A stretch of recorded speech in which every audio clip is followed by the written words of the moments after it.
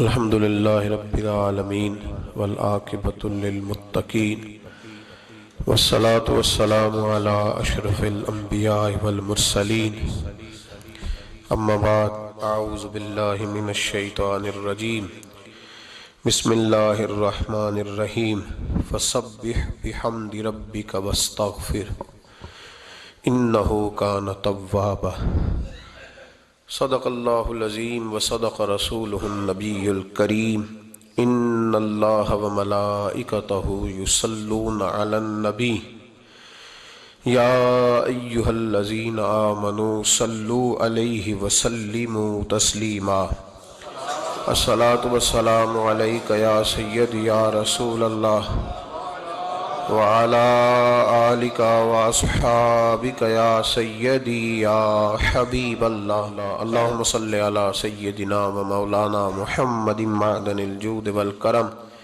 وعلى آله وأصحابه وبارك وسلم۔ تمام تعریفیں اللہ تعالی جل مجدہ الکریم کے لیے اور ہر قسم کے درود و سلام نبی رحمت سید عالم صلی اللہ علیہ وسلم کی ذات والا صفات کے لیے حمد و صلات کے بعد انسان کا سب سے زیادہ تعلق اس کے رب کریم کے ساتھ ہوتا ہے۔ اللہ تبارک و تعالیٰ کی طرف سے اسے نعمتیں ملتی ہیں، رب کریم کی طرف سے اس پر عطائیں ہوتی ہیں۔ اللہ کی طرف سے وہ آیا ہے اور واپس اللہ ہی کی طرف لوٹ جائے گا۔ ابتدا بھی مالک کریم کی ذات ہے اور انتہا بھی اسی رب کریم کی ذات ہے۔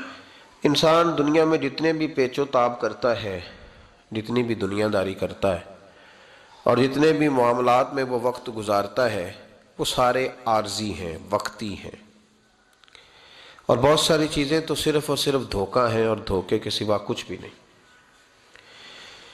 اگر اس کا یہ ذہن بن جائے کہ میں نے اپنے تعلقات کو، اپنے معاملات کو اپنے رب کے ساتھ صحیح رکھنا ہے، تو جب اللہ کے ساتھ اس کے معاملات ٹھیک ہوتے ہیں تو بندوں کے ساتھ خود بخود ہی ٹھیک ہو جاتے ہیں۔ اگر خشیت الہی پیدا ہوتی ہے، خوف خدا اسے نصیب ہو جاتا ہے، اور اگر اللہ تبارک و تعالیٰ کا قرب اسے میسر آتا ہے، اس رستے کا یہ سفر شروع کر دیتا ہے، تو بندوں کے ساتھ تو معاملات ویسے ٹھیک ہو جاتے ہیں۔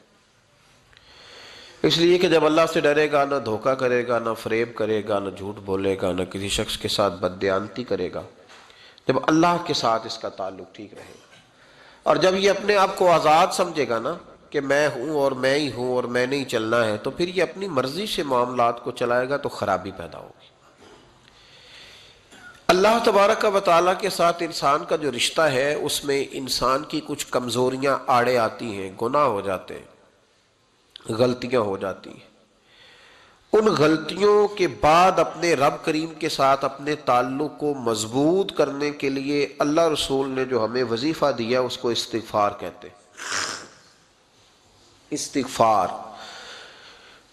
ویسے اس کا لغوی معنی تو ڈھانپنا ہوتا ہے، یہ غفر سے بنا ہے، لیکن اس کے اصطلاحی معنی یہ ہے کہ جو گناہ انسان سے ماضی میں ہو جائیں ان سے معافی چاہنے کا نام استغفار ہے۔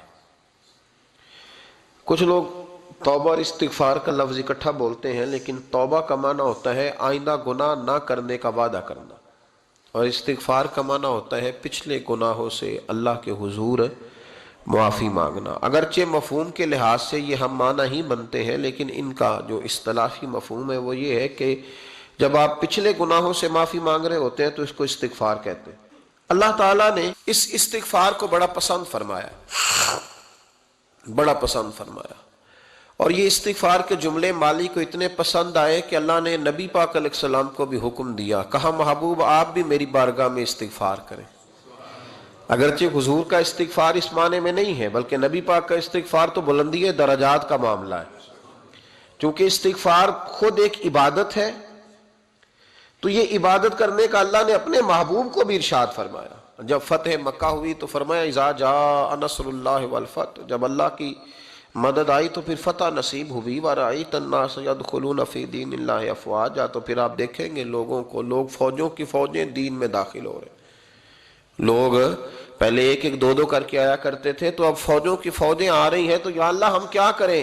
تو رب کریم نے فرمایا محبوب فسبح بحمد ربک واستغفر، اپنے رب کے لیے حمد کرو، تسبیح پڑھو اور استغفار کرو۔ کیا کرو؟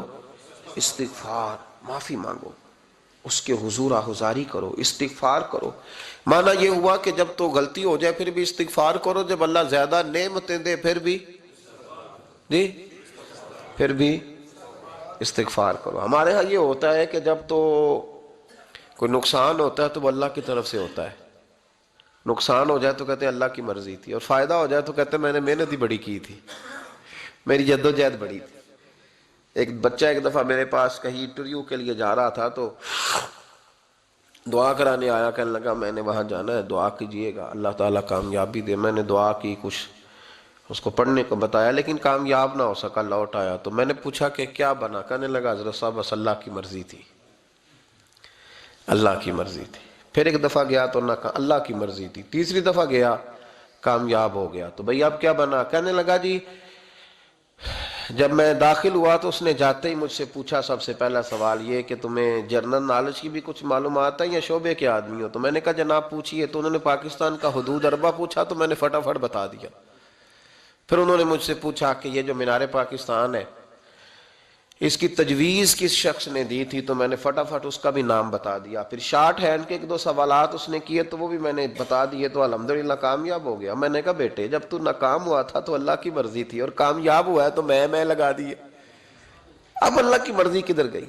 یہ اتنا بڑا نقص ہے انسانی فطرت کا، اتنی بڑی کمزوری ہے کہ معاذ اللہ تعالی ہم کمزوریاں قدرت کے کھاتے میں ڈال دیتے ہیں، اور ناکامیاں قدرت کے کھاتے میں، اور کامیابیاں کیا تماشا۔ حالانکہ ہونا یہ چاہیے تھا کہ جہاں انسان کمزور پڑے تو کہے میری غلطی تھی، میری غلطی تھی۔ صوفیاء یہ سبق دیتے ہیں، اللہ کے بندے یہ پیغام دیتے ہیں کہ جب تو کہیں ناکام ہو جائے تو سمجھ جائے تیری، اور جب تو کامیاب ہو جائے تو سمجھ رہے اللہ راضی ہو گیا تھا، اللہ نے رحمت کر دی، اس نے فضل کیا۔ تو یاد رکھیں استغفار، کئی چیزوں پہ استغفار ہوتا ہے، کئی چیزوں پہ، اور استغفار کا نفع ملتا ہے۔ کیا نفع ملتا ہے؟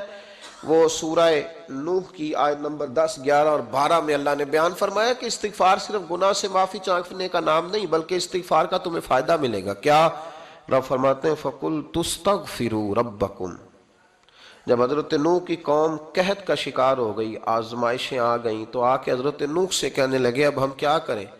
تو کیا کہا حضرت نوح نے؟ فرمایا فَقُلْ تُسْتَغْفِرُوا رَبَّكُمْ، آپ نے فرمایا اپنے رب سے استغفار کرو، اپنے رب سے۔ انہوں نے قحط کی بات کی، انہوں نے کہا کہ کھیتیاں اجڑ گئی ہیں، بارش نہیں ہو رہی، قحط کی بات کی۔ آپ نے کیا کہا؟ استغفار کرو، کیوں کہ انہو کان غفارا، بے شک اللہ بڑا ہی بخشنے والا۔ وہ کیا کرے گا؟ یرسل السماء علیکم مدرارا، وہ تم پر موسلا دار بارش برسائے گا۔ جب تم استغفار کرو گے تو اللہ موسلا دار بارش برسائے گا، وَيُمْدِدْكُمْ، اور وہ تمہاری مدد کرے گا۔ استغفار کرنے والے کی اللہ کیسے مدد کرے گا؟ بِأَمْوَالٍ وَبَنِينَ، تمہیں مال بھی عطا کرے گا اور بیٹے بھی عطا کرے گا، بارش بھی دے گا استغفار کرنے والے کو، اور مال اور اولاد سے اس کی مدد بھی کرے گا۔ وَيَجْعَلْ لَكُمْ جَنَّةٍ وَيَجْعَلْ لَكُمْ أَنْهَارًا، اللہ تمہیں جنت بھی عطا کرے گا اور تمہیں نہریں بھی عطا فرمائے گا، تمہارے لیے جنت بھی بنائے گا، انہار بھی بنائے گا۔ توبہ کا، استغفار کا تمہیں یہ فائدہ ملے گا۔ ایک استغفار، ہمارے بزرگوں نے وہ لکھا ہے کہ جب انسان کو اللہ نعمتیں دیتا ہے تو پھر رب کا حکم ہے کہ اس پر شکر بھی کرے، نعمتوں پر اللہ کا شکریہ نہ کرنے پر بھی استغفار کرنا چاہیے کہ اللہ تو نے بڑا کچھ دیا تھا پر میں شکر ادا اس پر بھی۔ ہمارا تو اب یہ حال ہے کہ جو ہمارے پاس چیزیں ہیں وہ ہم کہتے ہیں یہ تو میرا حق تھا، لیکن جو نہیں وہ مجھے فٹافٹ ملنی چاہیے۔ مطلب اگر میرے پاس صحت ہے تو اس کو میں اپنا حق سمجھ لیتا ہوں کہ یہ تو میرا، یہ چونکہ ٹھیک ہے جی یہ تو صحیح ہے، تندرستی ہے یہ تو ٹھیک ہے، لیکن کار کوئی نہیں، وہ ذرا مل جانی چاہیے۔ اولاد تو میرے پاس ہے، وہ تو میرا حق تھا، میرا رائٹ تھا، معاذ اللہ وہ تو ہم نے حق بنا لیا۔ اور میرے پاس بنگلہ کوئی نہیں، وہ مجھے فٹافٹ مل جانا چاہیے۔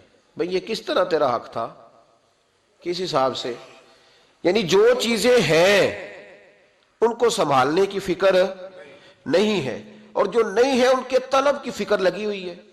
شکر نعمت کو محفوظ کر دیتا ہے، شکر نعمت کو محفوظ کر دیتا ہے، اور ناشکری نعمت کو لَئِن شَكَرْتُمْ لَأَزِيدَنَّكُمْ وَلَئِن كَفَرْتُمْ إِنَّ عَذَابِي لَشَدِيدٌ۔ اللہ فرماتے ہیں شکر کر، میں تیری نعمتوں میں اضافہ کر دوں گا، اور ناشکری کرے گا تو عذاب دوں گا۔ شکر نہیں نہ ہوتا، شکر نہیں ہوتا۔ دیکھیں نا، 100 روپے ابا جی نے دیا ایک بچے کو، اور اس کو کہا کہ جا دکان سے کچھ چیز لے آ، تو وہ 100 روپیہ اس نے رستے میں جاتے ہی کہیں پھاڑ دیا یا گوا دیا، تو اب وہ والد سے دوبارہ 100 مانگتا ہے، تو والد کہتا ہے کہ پہلے 100 کا تو نے کیا کیا؟ نہیں سمجھ آئی آپ کو میری بات؟ پہلے 100 کا کیا کیا؟ تو وہ کہے گا جی باپ میرا دل کرتا تھا میں نے پھاڑ دیا۔ جوان بچہ ہے، سمجھدار ہے، 12-14 سال کا ہے، میرا دل کیا تھا میں نے پھاڑ دیا، ختم ہو گئی بات۔ تو ابا نیا 100 دے دے گا؟ سبحان اللہ، کتنے خوش ہو کے آپ کہہ رہے ہیں نہیں دے دینا سو، یہ کیسے ہو سکتا ہے بھائی؟ کروڑ پتی والد بھی ہو تو 100 کا نوٹ دوبارہ دیتا کیوں؟ بیٹا نہیں اس کا پیار نہیں، کیوں نہیں دے رہا؟ وہ کہتا تو نے میرے پہلے 100 کی قدر نہیں ڈالی، نیا تجھے کیسے مل جائے؟ تو نے خیال ہی نہیں کیا، تو نے جدوجہد ہی نہیں کی، تو نے۔ حضرت مولا رومی نے مثال دی ہے، جناب رومی فرماتے ہیں کہ بغیر محنت کے لوگوں کو اللہ نے نعمتیں دی ہیں تو انہوں نے شکر ہی نہیں ادا کیا۔ اندھے سے پوچھ آنکھ کی قدر کیا ہے، پوچھ اندھے سے، پوچھ معذور سے کہ ٹانگوں پہ چلنا کتنی بڑی نعمت ہے۔ کبھی پوچھ اس سے جس کا مکان تو ایک کنال میں ہے پر رونے والا بچہ کوئی بھی نہیں۔ پوچھ اس سے جس کی جیبیں دولتوں سے بھری ہوئی ہیں پر کوئی نہیں کہتا کہ ابا 10 روپے دینا۔ پوچھ یہ کتنی بڑی تکلیف ہے۔ حضرت رومی نے لکھا ہے، وہ فرماتے ہیں کہ ایک والد تھا تو اس نے بڑی دولت کمائی تھی، تو اس کا بیٹا بے دریغ ہی اڑاتا رہتا تھا، کبھی ادھر پیسے بھگا دیے، کمائے نہیں تھے نا، محنت نہیں نہ کی تھی، کمائے نہیں تھے۔ والد بڑا سمجھاتا تھا پر سمجھ نہیں آتی تھی۔ ایک دن اس کے ابا کے ذہن میں ایک بات آئی، وہ کہنے لگا بیٹے یار میں کنگال ہو گیا ہوں، اچانک حالات خراب ہو گئے، ایک آنا مجھے چاہیے، دوائی خریدنی ہے، کہیں سے لے کے آؤ۔ اس نے کہا ابا مسئلہ ہی کوئی نہیں، یار ہی بڑے ہیں، بہت سارے لوگوں کے ساتھ رات میں جاتا ہوں روٹی کھانے ہوٹل میں، کئی ہیں جو میرا انتظار کر رہے ہوتے ہیں، فیس بک والے اور جناب وہ سیلفی والے، بڑے سارے ہیں جو کہتے ہیں تیرے بغیر گزارا ہی نہیں، بڑے ہیں جو روز سویرے اٹھ کے پہلے مجھے السلام علیکم کا میسج کرتے ہیں پھر اس کے بعد کسی اور سے، بڑے ہیں کوئی مسئلہ ہی نہیں۔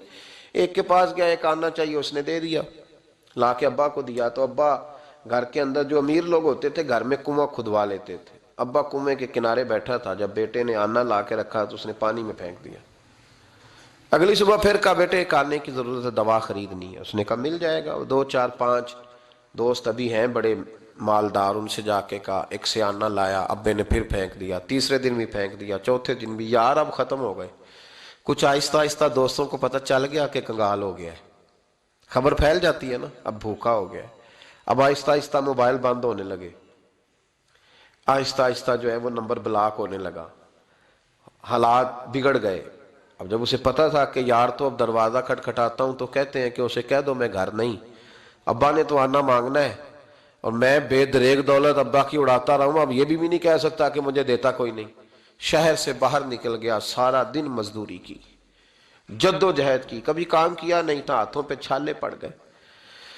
بڑا مشکل ہوتا ہے جن لوگوں نے کام نہ کیا ہو، انہیں کرنا پڑ جائے تو تکلیف کا شکار ہو کے ایک آنا کمایا، شام کو لا کے والد کی ہتھیلی پہ رکھا تو اس نے پھینکا نا جب کنویں میں تو چیخ پڑا، کہنے لگا ابا جی آپ سیانے بیانے بندے ہیں، روز پیسے لا کے دیتا ہوں، کنویں میں پھینک دیتے ہو، کوئی کرنے والی بات کرو، نہیں دوائی کھانی تو نہ کھاؤ، ضائع کیوں کرتے؟ تو بیٹے کو باپ نے تھپکی دے کے بٹھا لیا، اس نے کہا بیٹا میں نے پہلے دن تو نہیں پھینکا، تو 7واں دن میں روز پھینکتا ہوں، آج تیری چیخیں کیوں نکلی؟ کہنے لگا ابا پہلے ادھار کے تھے آج مزدوری کے ہیں۔ نہیں سمجھ آئی بات؟ پہلے بولیے، اور آج میری محنت ہے، مزدوری ہے، جد و جہد ہے۔ تو والد کہنے لگا بیٹے یہی میں تجھے سمجھانا چاہتا تھا، وہ میرے بھی محنت کے ہیں جو تجھ روز یاروں کو کھلا آتا ہے، اور میں نے بڑی جد و جہد سے جمع کی ہے، میں کنگال نہیں ہوا، صرف تجھے سمجھانا تھا۔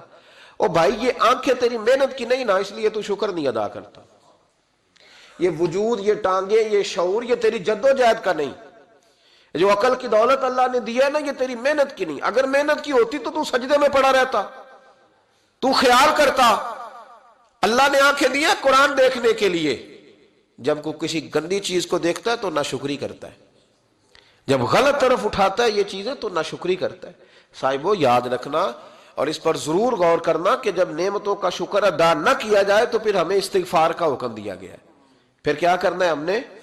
استغفار کہ یا اللہ ہم تیری نعمتوں کا شکر ادا نہیں کر سکے تو ہمیں معاف فرما دے، تو ہم سے درگزر فرما، معاف فرما۔ ایک استغفار اس بات کا ہے کہ دیکھیں نا، یہ رسول پاک علیہ السلام کا فرمان ہے، یہ حدیث امام رازی نے لکھی ہے، اور نبی پاک کی فرمان کے لحاظ سے جو چیز ہمارے سامنے آئے نا اس پر ہماری آنکھیں بھی کھل جانی چاہیے، دل بھی کھل جانا چاہیے کہ کوئی خاص ہی بات تھی جو حضور نے بیان فرمائی صلی اللہ علیہ وسلم۔ سرکار دو عالم علیہ السلام نے فرمایا ایک آدمی نے 500 سال بغیر ریاکاری کے اللہ کی عبادت کی۔ کتنے سال؟ 5 سال نہیں ہوتی بغیر ریاکاری کی۔ تہجد پڑھنے والا جب تک 6 لوگوں کو بتا نہ دے تہجد پڑھی ہے، اتنی دیر تو تہجد آگے بڑھتی نہیں، کم از کم 6 بندوں کو پتا ہونے چاہیے۔ اور میرے جیسے حاجی نمازیوں کا تو دل کرتا ہے کہ وظیفے پہ بندہ رکھا جائے جو تعریفیں کرے صبح و شام۔ حاجی صاحب کی کیا بات ہے، حضرت صاحب کی وظیفہ دیں گے اس کو مہینے کا، وہ تعریف کرے کھول کے کہ آپ کی بڑی بات۔ یہ مرض ہے، تعریف سننا نا یہ بیماری ہے، اس نے جھوٹ کو جنم دیا ہے، بہت بڑا مرض ہے۔ حضرت سعدی نے اس پر بہت بڑے مقالہ جات لکھے ہیں اور فرماتے ہیں یہ مرض کچھ لوگوں میں بہت زیادہ ہوتا ہے۔ ایک امیروں میں، امیر لوگ ناراض نہ ہو جائیں پر انہوں نے کہا ہے تو کوئی حکمت ہوگی نا، امیروں میں تعریف سننے کا مرض بہت زیادہ ہوتا ہے۔ فرماتے ہیں ایک بادشاہوں میں اور تیسرا عورتوں میں، ان میں یہ بیماری بہت زیادہ ہوتی ہے۔ کوئی تعریف نہ کرے تو خود اپنی کرنی شروع کر دیتے ہیں، خود ہی کہہ دیتے ہیں کہ کیا بات سی میرے ابا جی تے وہ تے 100 حال چلدا سی تے 150 بندہ ٹکر کر، ابا جی دی چھڑ تو دس تیرے کنے چل دے، تیرے کل کنے بندے روٹی کھاندے، اپنی بات کرنا۔ اقبال کہتے تھے تو وہ آباد تمہارے ہی مگر تم کیا ہو، ہاتھ پہ ہاتھ درے منتظر فرداؤ، ابا جی کی دادا جی کے چھوڑ اپنی کر، ہمیں تو تیرا پتہ ہے تو اپنی بات کر، تیرے اندر بھی کوئی چیز ہے کہ نہیں۔ ابا دادا تو سب کے بڑے ہیں، حضرت آدم کی اولاد ہے تو حضرت آدم نبی تھے، تو باپ دادا تو سب کے بڑے بڑے ہی ہیں، بات یہ ہے کہ اپنی بات کرنی چاہیے نا۔ تو یہ بیماری ہے، یہ نقص ہے۔ 500 سال بغیر ریاکاری کی عبادت، اور بیان میرے نبی کریم علیہ السلام فرما رہے ہیں 5، بولیے، یہ بہت بڑا مسئلہ ہے، دکھاوا نہ ہو، ریاکاری نہ ہو۔ ہم مجالس میں جاتے ہیں نا جناب، محافل میں، تو لسٹ ملتی ہے، یہ چودھری صاحب نے صدارت ہے، انہوں نے خصوصی تعاون کیا ہے، تو یہ فلانے صاحب ہے تو ان کا بھی نام لینا ہے۔ تو میں کبھی کبھی کہہ دیتا ہوں کہ یار آپ نے تو کہا تھا یہ نبی پاک کی تعریف کی محفل ہے، اور یہاں آپ نے لسٹ لگا دی ہے پوری تعریف کرنے والوں کی۔ کچھ ضروری ہے کسی کا نام لینا اور اس کا جناب ذکر کرنا اور اشتہار پہ اس کی فوٹو آنا، یہ کچھ ضروری ہے؟ ویسے بھی کوئی اچھا لگتا ہے کہ نبی پاک کے نام کی محفل اور میں صدارت کر رہا ہوں؟ ڈرنا چاہیے نا مجھے اللہ تعالیٰ سے، حضور کی محفل اور میری صدارت، اس پر کبھی غور کریں۔ اگر کوئی راہ طریقت کا مسافر ہوگا تو تڑپ جائے گا کہ نبی پاک کے نام کی محفل اور سرپرستی ایک ایسے آدمی کی جس کو وضو تک نہیں کرنا آتا، چھ معنی دار ہے، وہ دھندا ہے معاذ اللہ تعالیٰ، جس کا جو دل کرے وہ کرتا جائے۔ 500 سال بغیر ریاکاری کی عبادت کی، 500 بڑا مشکل ہوتا ہے۔ حضور فرماتے ہیں یہی بندہ جب اللہ کے حضور کھڑا کیا جائے گا تو رب کریم اس سے کہے گا کہ چلو اس کو میرے فضل سے جنت میں لے جاؤ، تو عرض کرے گا مالک فضل تو ٹھیک ہے پر 500 سال لگائے ہیں میں نے، 5۔ وہ مولوی صاحب میری طرح کے بیچارے جو امام مسجد ہوتے ہیں نا تو وہ بھی کہتے ہیں جب میں آیا تھا تو 30 بچے تھے مسجد میں، اب 80 ہو گئے۔ اور بھائی یہ بندوں کو بتانے کی کیا ضرورت ہے، یہ تو اللہ کی رضا کے لیے ہے نا، تو چھوڑ اس میں اتنا تذکرہ کرنے کی کیا حاجت۔ 500 سال جس نے لگائے، بول پڑا یا اللہ 500 سال لگائے اور تو کہتا ہے کہ اس کو میرے فضل سے لے جاؤ، تو رب کریم نے فرمایا چلو کوئی نہیں، پھر انصاف کر لیتے ہیں، الٹی آنکھ کی روشنی نکال کے ترازو کے ایک پلڑے میں رکھو اور 500 سال کی بغیر ریاکاری کی عبادت دوسرے پلڑے میں رکھو۔ کبھی اس مریض سے پوچھنا جس کو ڈاکٹر کہہ دیتا ہے کہ تیری آنکھ کا علاج نہیں ہو سکتا، بے بس ہوتے ہیں ڈاکٹر، جواب دے جاتا ہے شعور۔ پوچھ کبھی اس شخص سے کو کہتے ہیں بس جناب اب آپ اپنی آنکھیں موجود ہونے کے باوجود آپ دیکھ نہیں سکتے، اتنی موٹی آنکھ لگی ہوئی ہے، لیکن روشنی اللہ چاہے تو دیتا ہے، نہ چاہے تو نہیں دیتا۔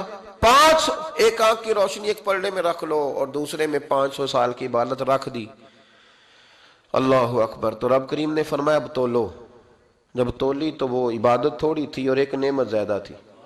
اللہ نے فرمایا یہ تو بھائی اس کو تو 500 سال دیے تھے، یہ تو ایک نعمت کا شکر نہیں ادا کر سکا، پکڑو اس کو دوزخ میں ڈالو۔ ایک کر کے کیا آیا ہے؟ پکڑو جہنم میں ڈالو، اس کو لے چلو۔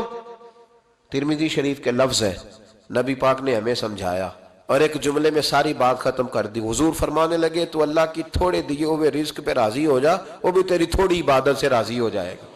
اور اگر تیرا پروگرام ہے نا لمبی چوڑی جائیدادوں کا، تو پھر سجدے بھی لمبے کر، پر لمبے کرنا تو بھی۔ یہ کیا بات ہوئی؟ یہاں جتنی دولت بڑھتی جاتی ہے عبادت سکڑتی جاتی ہے، وقت ہی نہیں، ٹائم ہی نہیں، یہ بڑھا پھر۔ تو جب دوزخ میں جانے لگا نا تو پھر خیال آیا، تو حضور فرماتے ہیں استغفار کرنے لگا، کہنے لگا اللہ میں بھول گیا تھا، اللہ مجھے غلطی لگ گئی، استغفار کر رہا۔ تو جب اس نے استغفار کیا تو رب کریم تو پہلے ہی بڑا قبول کرنے والا ہے، یا اللہ میں بھول گیا تو فرمایا چلو جو استغفار کرے اسے تو میں ویسے ہی معاف کر دیا کرتا ہوں، اسے بخش دو، اسے میرے فضل سے جنت میں لے جاؤ۔ پہلا استغفار۔ ہمارے بزرگ نے ایک مراقبہ کراتے تھے، مراقبہ ان فی خلق السماوات والارض واختلاف اللیل والنہار لآیات لأولی الالباب۔ مراقبہ ہوتا تھا اللہ کی نعمتوں پر غور کرنے کا نام۔ تو اکیلا بیٹھ، گردن جھکا اور غور کر خدا کا فضل کتنا ہے اور میری اس میں محنت کتنی، اس کا شمار کر۔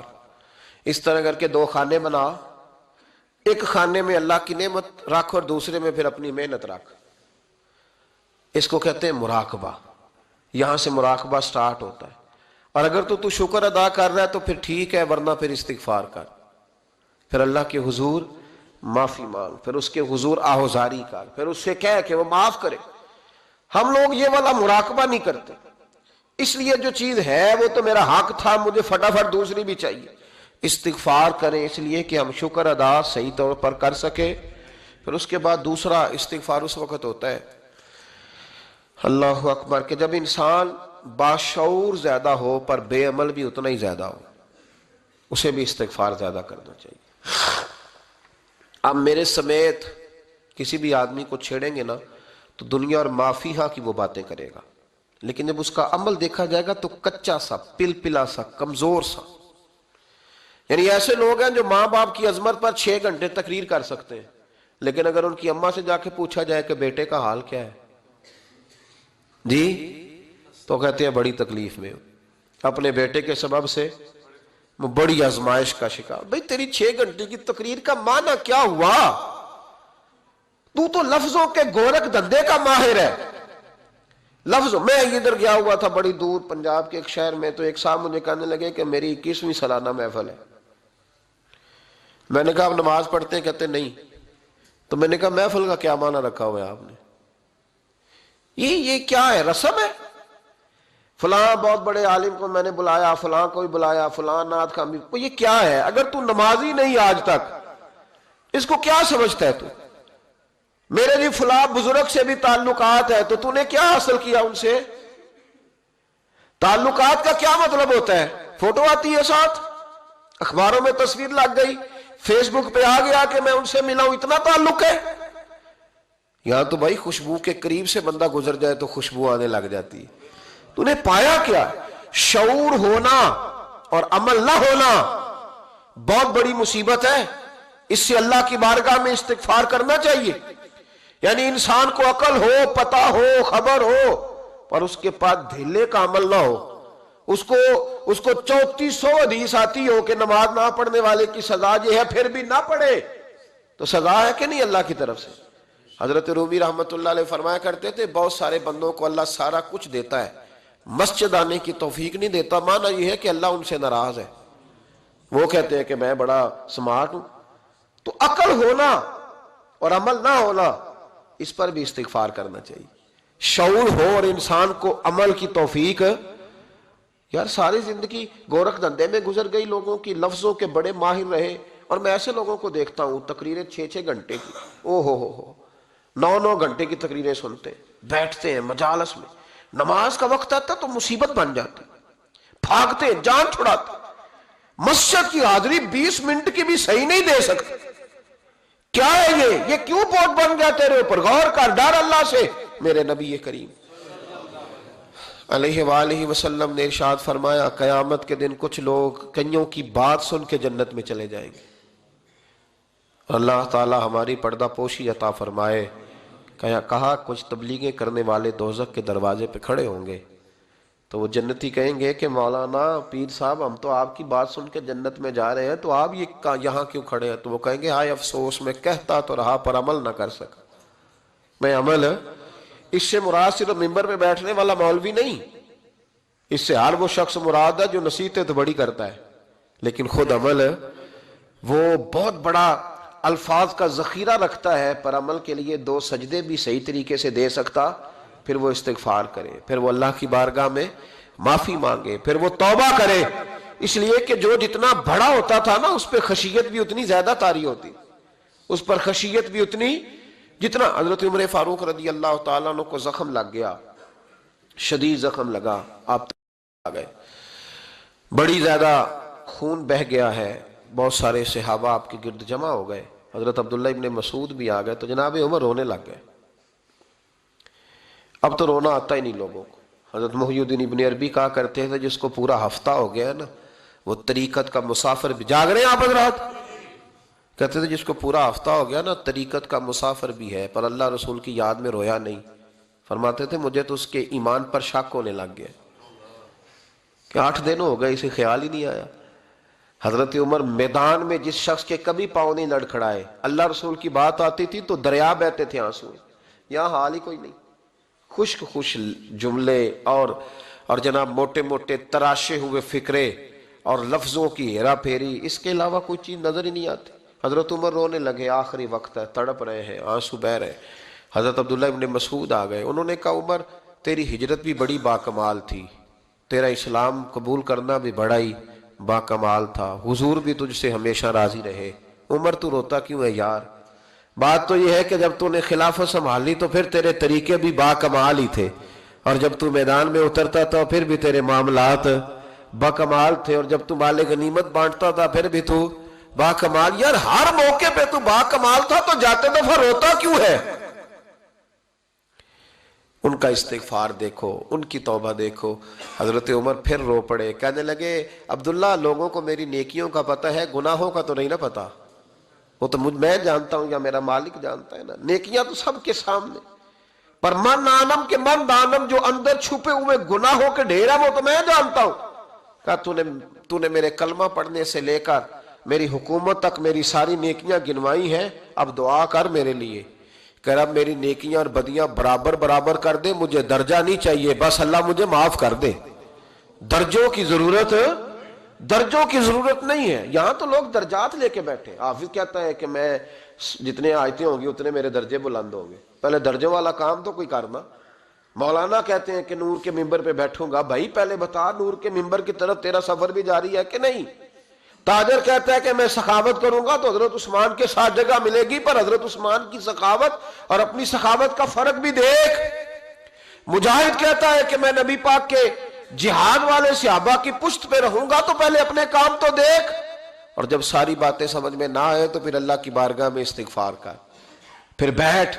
بڑے لوگ استغفار کرتے، معافی چاہتے، اور یہ استغفار پھر اتنا کرم کرتا، اتنی آسانی کرتا، اس قدر بہتری کرتا کہ وہ مانگ تو اپنے گناہوں کی معافی رہے ہوتے تھے اور اللہ رحمتوں کے دروازے کھول دیتا تھا. اللہ ان پر کرم کے دروازے. حضرت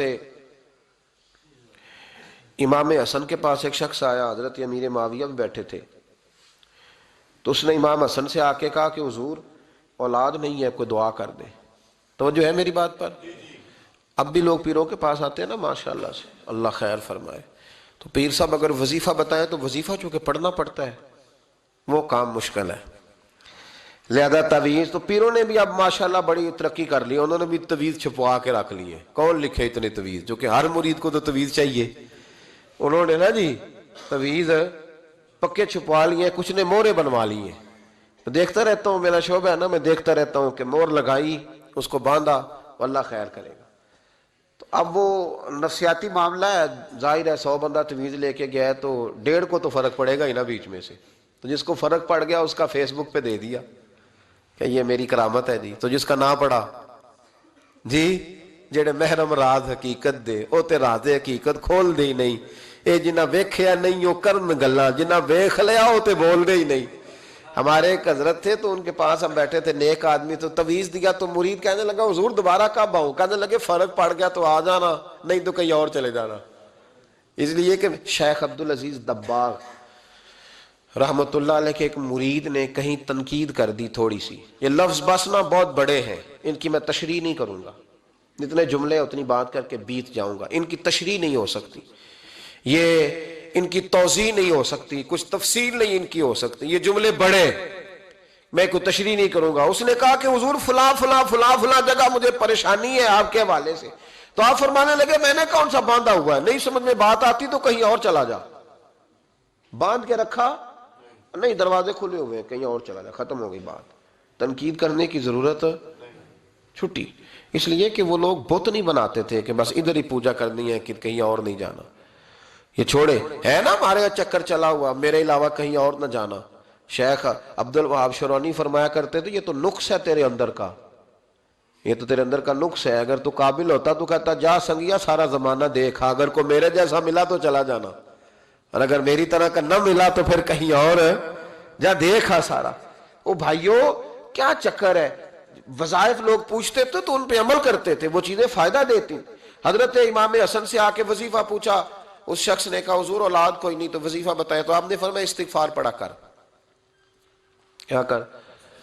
اس نے کہا ٹھیک ہے، تو حضور پھر میں دوبارہ کب آؤں؟ تو امام حسن کہنے لگے بے اولاد ہے نا تو، استغفار کا وظیفہ بتایا نا؟ کہا ہاں۔ فرمانے لگے اب اس وقت آنا جب اللہ تجھے 10 بیٹے عطا کرے گا۔ کتنے؟ 2 4 نہیں، 10 ہی کہہ دیے۔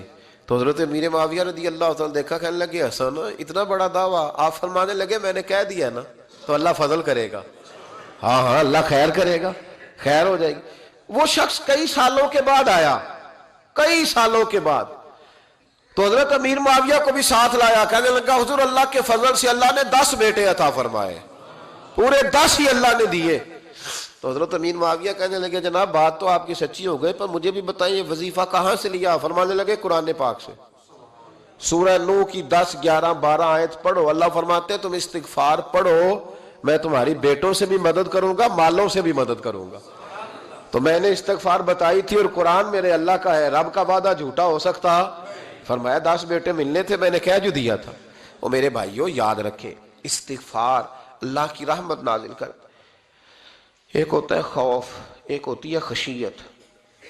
خوف والے لوگ توبہ کرتے ہیں، خشیت والے استغفار کرتے ہیں۔ ایک ہوتا ہے خوف، ایک ہوتی ہے خشیت والے استغفار کرتے ہیں۔ نبی کریم علیہ السلام نے فرمایا میں دن میں 100 مرتبہ استغفار کرتا ہوں، دن میں۔ توبہ والا کہتا ہے کہ میں بھول گیا تھا مجھے معافی مل جائے، اور خشیت والا کہتا ہے میرا یار ناراض نہ ہو جائے، وہ استغفار ہی کرتا رہتا ہے، وہ معافی حضرت رومی نے مثال دی ہے، فرماتے ایک عورت تھی تو بھیک مانگا کرتی تھی، ایک دن بادشاہ کے دروازے پہ بھیک مانگنے گئی تو بادشاہ کو پسند آ گئی، اس نے نکاح کر لیا۔ 20 کنیزائیں اس بی بی کے پاس تھی خدمت کرنے کے لیے، روٹی دینے کے لیے، کپڑا دینے کے لیے، لیکن وہ ہر وقت روتی رہتی تھی، ہر وقت روتی۔ ایک سمجھدار کنیز کہنے لگی کہ ملکہ اب تیرا درجہ بہت بڑا ہے، تو ہر وقت روتی رہتی ہے، معافیاں ہی مانگتی رہتی ہے ہر وقت، کون سی ایسی نعمت ہے جو تیرے پاس نہیں؟ تو وہ کہنے لگی اس لیے تو روتی ہوں۔ کیا مانا؟ کہنے لگی اس لیے روتی ہوں کہ میں اس قابل نہیں تھی جو مجھے مل گیا، کہیں میرے سر کا سائیں ناراض نہ ہو جائے، وہ کہیں بگڑ نہ جائے، مجھے پتا ہے کہ میں کیا تھی اور مجھے کہاں تک پہنچا دیا، میں روتی اس لیے ہوں کہ کبھی کہیں وہ ناراض۔ حضرت عمر اس لیے روتے تھے کہ کہیں مصطفیٰ ناراض نہ ہو جائے، حضرت ابو بکر اس لیے تڑپتے تھے کہ کہیں اللہ کا فضل روٹھ نہ جائے۔ یہ جو مولا علی اپنے کمرے میں بیٹھ کے زور زور سے استغفار پڑھتے تو اس لیے نہیں کہ بڑے پاپ تھے جن کی معاذ اللہ معافی مانگتے تھے، اس لیے کہ رب رسول کہیں ناراض نہ ہو، خشیت تھی کہ جہاں ہم پہنچے ہوئے کہیں وہاں سے واپس۔ استغفار بندے کی اللہ سے صلح کرا دیتا ہے، بندے کی رب سے صلح ہو جاتی ہے جب استغفار. دیکھیں نا بڑی سادی سی بات ہے کہ دو بھائی ناراض ہوں تو بڑا کہتا ہے اس نے میری بے ادبی بڑی کی، تو چھوٹا اگر پاس آ جائے اور پیر پکڑ لے کہ چل یار معاف کر دے، تیرا بھائی نہیں. پتہ کیا ہوتا ہے؟ صرف معافی نہیں ملتی. ہاں صرف معافی نہیں. چھوٹے نے بے ادبی کر دی، بڑے کو تکلیف ہوئی، بات جب آگے بڑھی نا تو بڑے نے شکوہ کیا.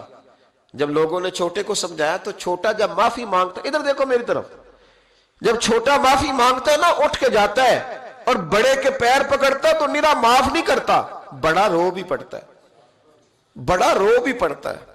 اور وہ کہتا ہے کہ وہ میں اور تم اماں کے پاس اکٹھے بیٹھتے، ایک باپ کی موٹر سائیکل پہ اکٹھے بیٹھتے، تو تیرا اور میرا رشتہ اتیار تو نے یہ کیوں؟ وہ جو آنسو نکلتے ہیں نا وہ درد ہوتا ہے، وہ کیف ہوتا ہے، وہ سوز ہوتا ہے، وہ لذت ہوتی ہے، وہ پیار ہوتا ہے. رب کہتا ہے تو معافی مانگ، انہو کان غفارا، تو معافی مانگ، میں تجھے معاف بھی کروں گا، تیرے اوپر رحمت بھی فرماؤں گا، تیرے اوپر کرم نوازی بھی کروں گا، تجھے نواز دوں گا، تجھے عطا کروں گا. حضرت موسیٰ کلیم اللہ علیہ السلام کا زمانہ مبارکہ تھا، قحط پڑ گیا، بارش نہیں ہوتی. ہم لوگ نا اب تو خیر ہمارے پاکستان میں تو ٹیبل ٹاک ہوتی ہے، ٹاک شو ہوتے ہیں، ہمارے ہاں تو پتہ کیا جاتا ہے کہ بارش ہو کیوں نہیں رہی. پھر اس پہ یہ ہوتا ہے کہ دھواں بڑا چڑھ گیا ہے، حالات بڑے خراب ہیں، فلاں ایسے ہو گیا قحط کا. ہم تو اسباب تلاش کرتے رہتے ہیں نا جی، فوق بہت زیادہ ہے، فلاں چیز ایسے ہے، فلاں چیز ایسے ہے، ہم تو یہ تلاش کرتے رہتے ہیں. وہ لوگ یوں نہیں کرتے تھے، وہ سیدھے جا کے مسلوں پہ بیٹھتے تھے، اس لیے کہ وہ کہتے تھے جب رب چاہتا ہے تو پھر کوئی چیز کسی چیز کو روک سکتی، وہ سیدھے مسلے پہ بیٹھتے. اعلیٰ حضرت فاضل بریلوی رحمۃ اللہ علیہ کے پاس ایک مولانا محمد حسین آئے، وہ فلکیات کے بڑے ماہر تھے. تو اعلیٰ حضرت نے فرمایا ذرا ستاروں کا حساب لگا کے دکھاؤ بارش کب ہوگی. کہنے لگا پورا مہینہ تو نہیں ہوگی. تو اعلیٰ حضرت رحمۃ اللہ علیہ فرمانے لگے کہو کہ میرا علم کہتا ہے مہینہ نہیں ہوگی، اللہ چاہے تو ابھی ہو سکتی ہے. کہنے لگا جی وہ تو ٹھیک ہے پر میرا علم، وہ جیسے روز لوگوں نے پیر نیٹ ٹو سین شاہ صاحب نہیں کھولے ہوتے کہ بارش کب آئے گی، اور اس کی طرف نہ دیکھ، مسلے پہ بیٹھ، مہربانی کر مسلے پہ بیٹھ، اللہ کی بارگاہ میں حاضر ہو، اسے معافی مانگ، اسے منا تاکہ وہ رحمت کی بارش. کہنے لگا جی میرا علم کہتا ہے. تو اعلیٰ حضرت فرمانے لگے پھر وہی بات، تو کہے اللہ چاہے تو بارش ابھی، لیکن یہ جو اڑ گئے ہیں نا بیچارے، یہ اڑی گئے ہیں، یہ جہاں الجھ گئے ہیں وہاں یہ لوگ الجھ گئے. اللہ ہمیں الجھنے سے محفوظ فرمائے.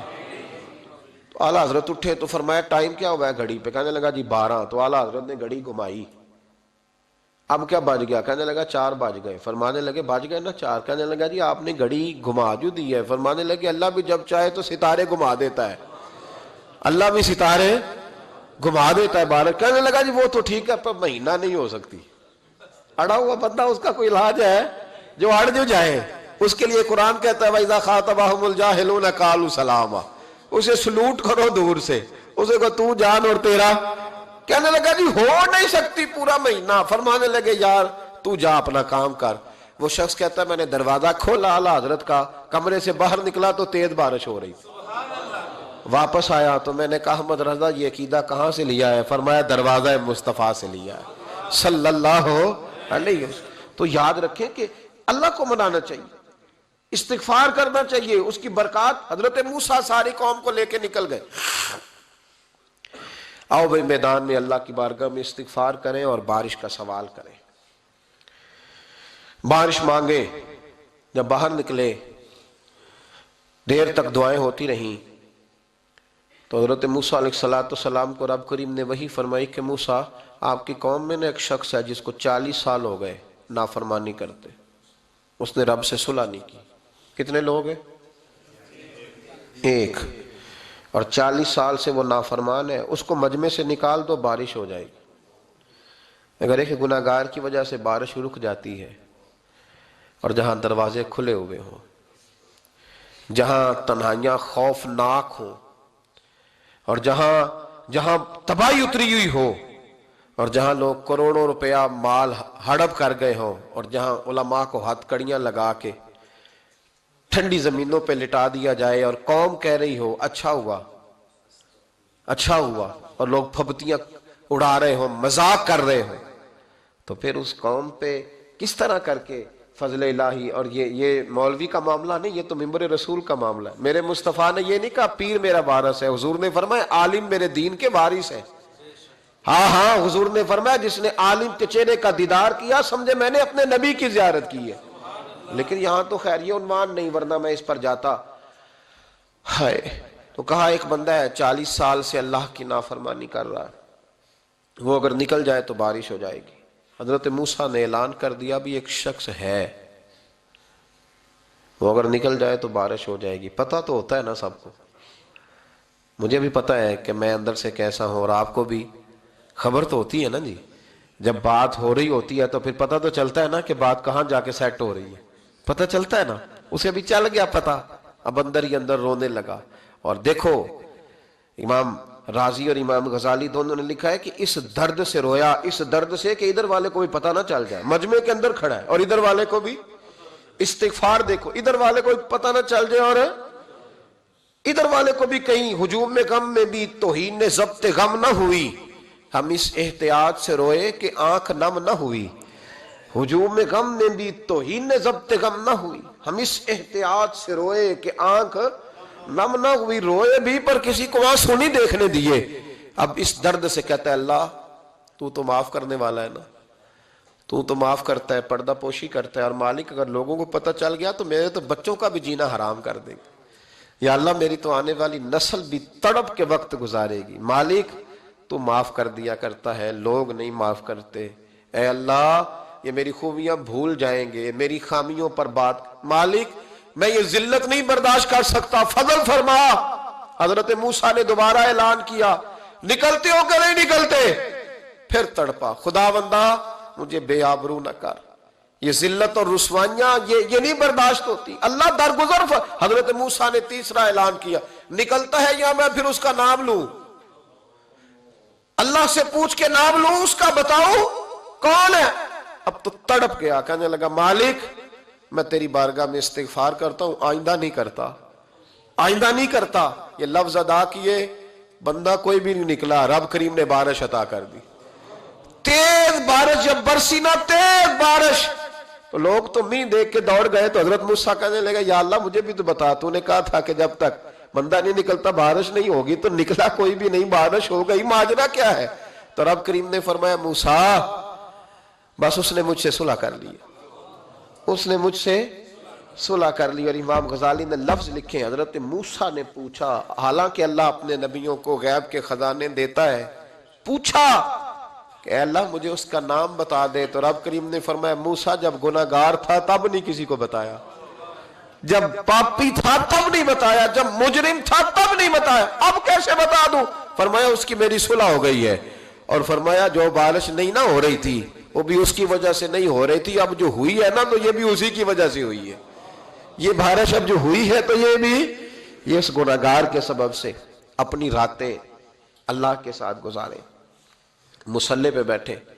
میرے صاحب رحمۃ اللہ علیہ سے جب کوئی کہتا نا کہ بڑا پریشان ہوں تو کچھ بتائیں، تو فرماتے آج رات مصلی پہ بیٹھ کے اپنے رب سے بات کرنا، میں بھی بات کروں گا۔ بندوں کو دکھ بتانے سے عزت میں کمی آتی ہے، اور اگر اللہ کو بندہ اپنے دکھ بتائے تو اللہ عزتیں بڑھا دیتا ہے۔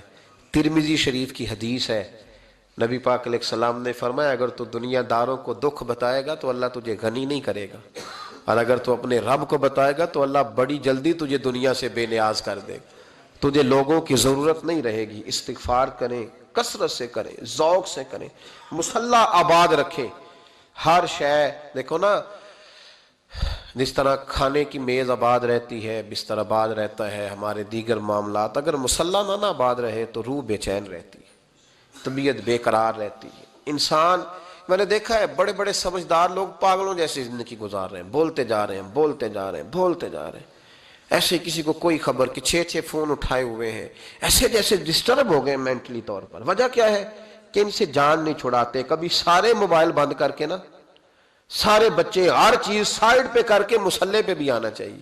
اور مالک تو بڑا ہی کریم ہے، اللہ تو بڑا ہی کنز المال کی حدیث سنا کے بعد سمیٹتا ہوں۔ نبی پاک صلی اللہ تعالی وسلم فرماتے ایک شخص تھا بنی اسرائیل میں، بڑا مالدار تھا، تو پھر اس پہ غربت آ گئی، جب غربت آئی تو رو پڑا، کہنے لگا اے اللہ میں غریب ہو گیا ہوں، میری مدد فرما، میں نے بڑی نافرمانی کی ہے تیری۔ مالدار جب تھا تو بڑی موج کا، یا اللہ میں نے بڑی اب نہیں کروں گا، مجھے اس غربت سے نکال۔ تو اللہ نے فرشتوں سے کہا کہ دے دو جو مانگتا ہے۔ تو فرشتے کہنے لگے یا اللہ یہ توبہ کر کے نہیں آیا، ڈر کے نہیں آیا، یہ تو الجھ گیا ہے تب آیا ہے۔ یہ تجھ سے ڈر کے ہوتا ہے نا ایسے کہ لوگ اللہ سے نہیں ڈرتے جتنا غربتوں سے معاذ اللہ ڈرتے ہیں۔ یا اللہ یہ تو وہ الجھ گیا تب آیا۔ تو اللہ نے فرمایا پتہ مجھے بھی ہے، لیکن آ تو گیا ہے نا، چلو دے دو۔ تو کہا یا اللہ اگر دے دیا تو دوبارہ نہیں آئے گا۔ فرمایا اس کا بھی مجھے پتا ہے، تم دے دو۔ اسے دے دیا۔ جب دولت مل گئی نا تو کہنے لگا اوہو وہ تو میں نے اس طریقہ سے استعمال کیا اس لیے کامیاب ہو گیا۔ پھر کچھ وقت گزرا تو پھر الجھ گیا، پھر قرضے چڑھ گئے، پھر سارے علاج کہنے لگا یا اللہ اب نہیں کرتا، اب معاف کر دے۔ 70 دفعہ توبہ کی اور 70 دفعہ توڑی۔ حبیب کریم فرماتے ایک دن بستر پہ تھا، آسانی تھی، 70 دفعہ فرشتوں نے کہا یا اللہ یہ جھوٹا ہے، جھوٹ بولتا ہے، یہ تو غربت ہے، یہ تو تیری بارگاہ میں آیا ورنہ کبھی نہ آتا، بیمار ہوا ہے تو آیا، اس کا تو بچہ بیمار ہوا ہے تو آیا ورنہ کبھی نہ آتا۔ 70 دفعہ توبہ توڑی۔ ایک دن رات کو بستر پہ لیٹا تھا، دولتیں بھی تھی، آسانیاں بھی تھی، دل میں خیال آیا میں کتنا جھوٹا ہوں، جب الجھ جاتا ہوں تو اس کے دروازے پہ جاتا ہوں اور وہ کتنا قریب ہے، مجھے خالی نہیں لوٹاتا۔ تڑپ اٹھا، آنسو نکل گئے، اٹھ کے مصلے پہ کھڑا ہوا تو رب کریم نے فرشتوں سے فرمایا کھول کے دیکھو دروازے، آج یہ غربت کی وجہ سے نہیں آیا، آج میرا بن کے آیا ہے۔ تو یا اللہ پہلے تو دولت دیتا تھا، آج کیا دے گا؟ تو محبوب فرماتے اللہ فرماتے اب میں اسے بغیر حساب کتاب جنت عطا کروں گا۔ استغفار کریں، اس کے حضور حاضری دیں۔ جس طرح سارا کچھ چھوڑ چھاڑ کے لوگ کہتے ہیں کہ 1 مہینہ میں نے کسی سیاحتی مقام پہ رہنا ہے، میں نے اب کسی ٹھنڈے علاقے میں چلے جانا ہے، برف باری دیکھنی ہے، سیر کرنی ہے، 10 دن کی چھٹیاں وہاں گزارنی ہے، چلو 7 چھٹیاں وہاں گزار لو، 3 دن اپنے اللہ کے ساتھ گزارو، روزے رکھو، دن کو رات کو قرآن شریف پڑھو، تلاوت، کچھ وقت دو اللہ کے ساتھ حضور پر درود و سلام بھیجنے کے لیے، نبی پاک کی نعت کے لیے، اذکار کے لیے، بزرگوں کے لیے، پھر دیکھنا اللہ روح کو کتنا سکون دیتا ہے۔ آخر دعوانا الحمدللہ رب العالمین۔